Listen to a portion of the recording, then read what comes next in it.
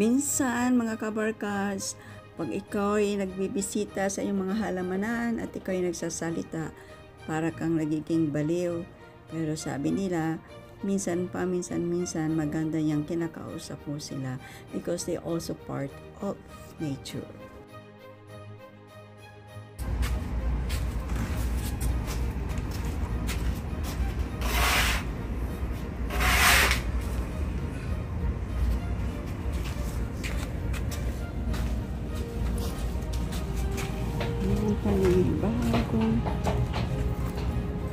Panibagong tanim tayo.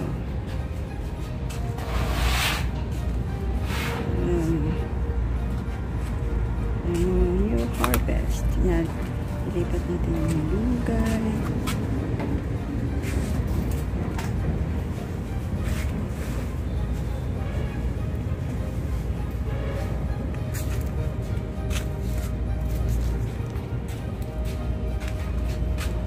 Yan. May santo tayo dito. Ay, avocado pala ito. Ang panibagong ayos ng garden.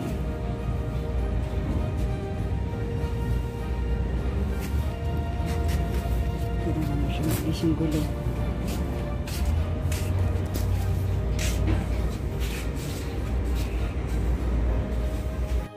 Yan guys, ang aking dalayrayan na pinagawa. Yan, no?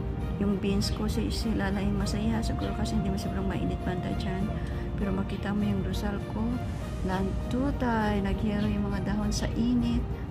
Pati yung aking million flowers doon sa gilid. Hindi mo alam kung patay na ba o talagang narupay-pay sa sobrang init. Ayan. Tigang-tiga. Ayan, may mga roses tayong bagong tanim.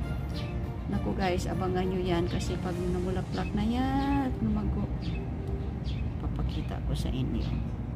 Ayan. Tapos sa iyo itong dalayrayan na pinagawa ko para dito sa mga beans. Kalang ang titigas ng ulo. Sa halip na pumunta dito at dito bumapang. Tingnan mo yan. Naghahanap talaga siya ng kanyang, naghahanap ng walang magapangan. Dito ka. Yan, dyan ka. Naghahanap ka ng iba. Dapat isiksik. Alam ko na. So, dito ka muna. Bababa. Huwag kang mabali. Yan, dito ka muna. Yan. Gaba-gaba.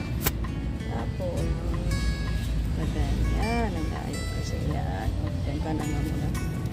Yan. Ganyan. Huwag kang lumampas. Kaya ka nga pinagawan. Kasi para meron kayong sarili. Ayan, di ba? So, din, dapat dito siya. Huwag kang magwala. Ayan. Ayan. So, din, ito naman dito. Dapat hindi sila aalis sa kanilang yan. Yan dapat. Yung pala sabi nila, dapat i-ano mo siya guide. Kasi kung sila lang, ito naman namatay. Hindi naman mabigyan sa konti namin dito. Mabubuhay kayo. Yan. Yan. Mga beans.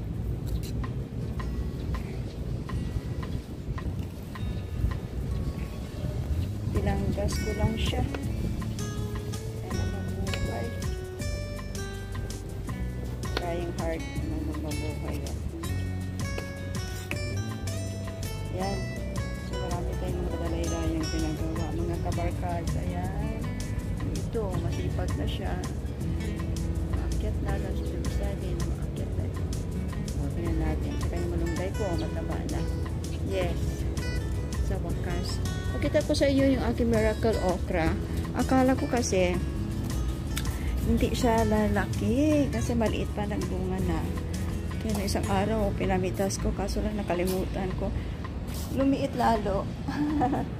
So ngayon, meron dito na yung aking miracle okra.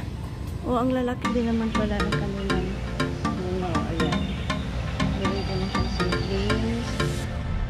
Ganun pala yung seedlings. Yan, sige. Ibigay na natin yan.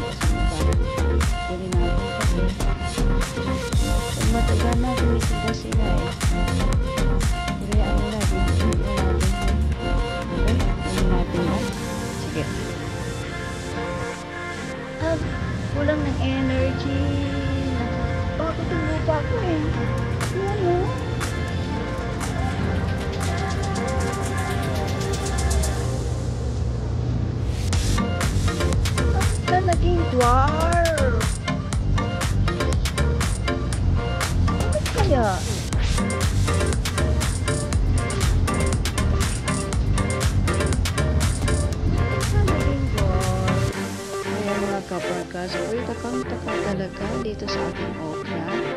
dahil sila ay parang dwarf na ang binhi dito ay nanggaling daw sa mga tinanim ng okra na matatangkad sila. Kung nakita niyo po yung ako'y nag-ani, ito ang kanilang mother plant ay matatangkad.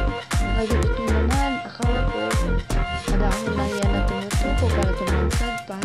Kaya pala yung bunga na. So sabi ko, bakit kaya? Dahil siguro bago yung ating lupa, mas masustansya. Kaya kagadagan, nagkaroon ng nutrients at nagkaroon agad ng bunga yung aking lupa. Masaya naman ako, kaya lang nagkakano may kunting pagkakama. Nakita ko yung maya dito kanina, tinutupa yung mga binakbak. Wala ito, marunong ako. Wala na. Tinutupa nila sa patigil. Isang ampalaya.